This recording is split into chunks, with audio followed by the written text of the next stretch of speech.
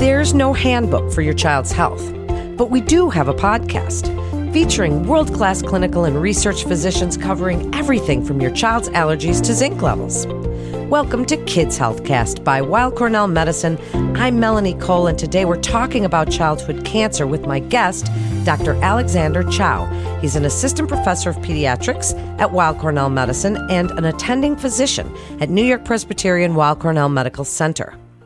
Dr. Chow, it's a pleasure to have you with us. You know, this is a topic that is usually talked about whispered. It is one of the scariest things any parent can ever hear. Tell us a little bit about how common this is, and what are the most common cancers that you would see in a child? Thanks for having me on the podcast. It's nice to talk with you. So childhood cancer is actually not that common. It's actually a rare phenomenon. There are about 15,000 new cases each year of kids' cancer of any kind. If you consider, something like breast cancer, which has over 250,000 cases each year, childhood cancer is actually a rare type of disease. But with that said, I still think that's too many. The most common kinds of cancers that we see in kids are things like leukemias or cancers of the blood, lymphomas, cancers in lymph nodes, and things like brain tumors. Those are the most common types of cancers that we see in children.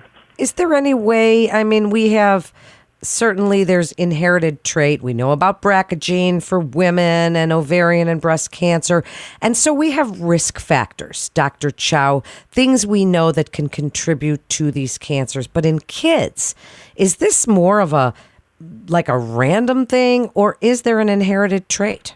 That's a really good question. For the most part, we don't know why these cancers happen. Research over the last few years actually have shown that there's a very small percentage of patients where it can be inherited.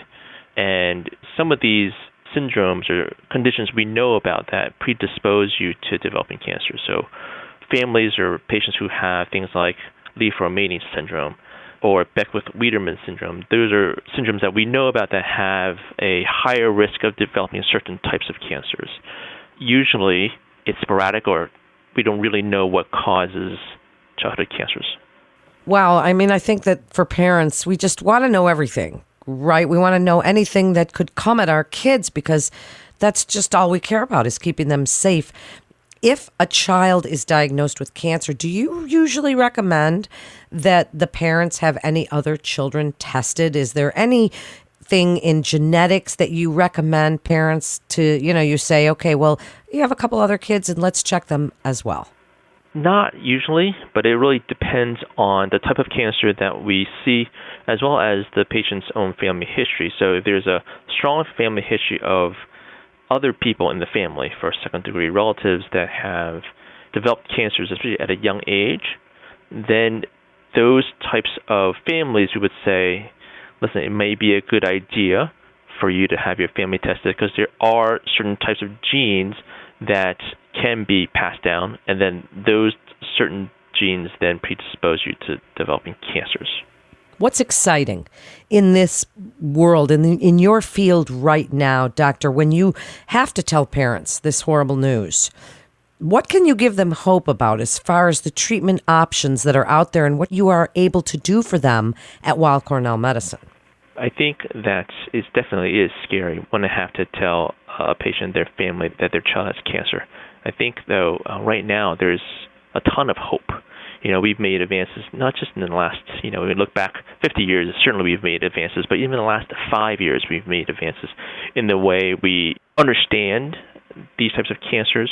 We now are able to tell certain genes in these tumors or these different kinds of cancers, and we now have medications that will target specifically this type of cancer and its genes, and so that the kinds of side effects that we commonly associate treatments of cancer with, like nausea, vomiting, hair loss, some of those things can be lessened because we have a very specific type of treatment for a specific type of cancer. So at Weill Cornell Medicine, we're able to look deeply into a patient's cancer's genes and look at what is specific about this particular tumor, and sometimes we're able to use medications that target specifically only the cancer cells and not the healthy normal cells of the child.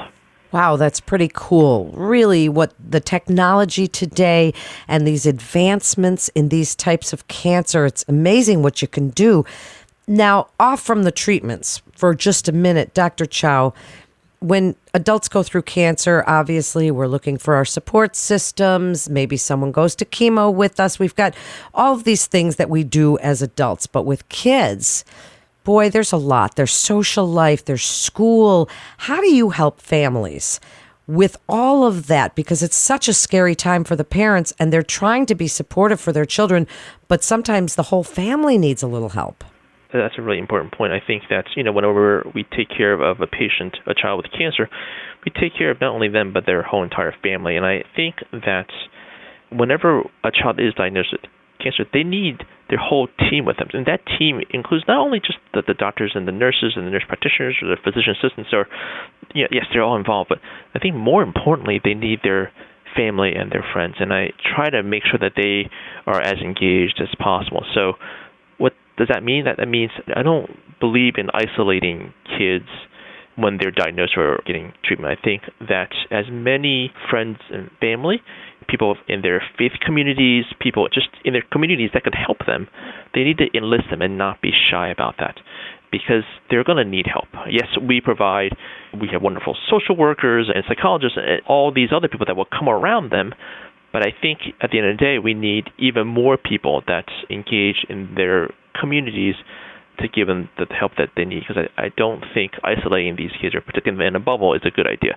So what that also means, there are time periods when I think it's appropriate for kids to go back to school or certainly have their friends visit. Everyone needs to be very careful, especially in the era of COVID in terms of symptoms and things. But I think that there are ways that we can make it safe for kids not to be isolated. What a great point, that they can expand by their faith-based organizations, their community, even the school can get involved. Can you expand a little bit, Dr. Chow, on the multidisciplinary care? You just touched on it a little, about some of the people that work with you for this very important time and really scary, crucial time for parents and for the children with cancer, about all the different people that are involved and help them go through this at Weill Cornell Medicine. There's just so many. The obvious ones are people like the doctors and the nurses, the nurse practitioners, the physician assistants. But just as important are the social workers, the psychologists, the physical therapists, occupational therapists, the other pediatric subspecialists that we have at Weill Cornell Medicine, infectious disease people, or the GI people, or the cardiology people. They all are part of the whole network of people that will come around a child and their family when they're treated here at Weill Cornell Medicine. So it's a real multidisciplinary approach and such a caring, compassionate, supported care that you're doing there at Weill Cornell Medicine. And before we wrap up, what would you like parents to know? What do you think the most important message about childhood cancer is for these families? Give them some hope and encouragement about the expertise and that compassionate care they're getting from your team. I want them to understand that cancer is not only treatable but curable in a large number of patients. And survival is long-term survival. So we're talking about kids who are diagnosed young, but they're going off to college and getting married. Survival is higher than ever, and so there's a lot of hope with today's medicine. And so I want them to know that even though it's scary, there's a whole team that will walk this whole journey with them with the goal of curing their child with cancer so that they do go to high school, college, get married, all of those things.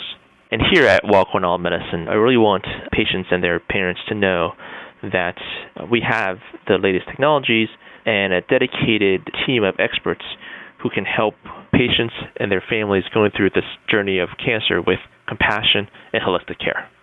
And thank you so much, Dr. Chow, for joining us today. It really is so important that support, community, multidisciplinary approach for these families can be such a scary time.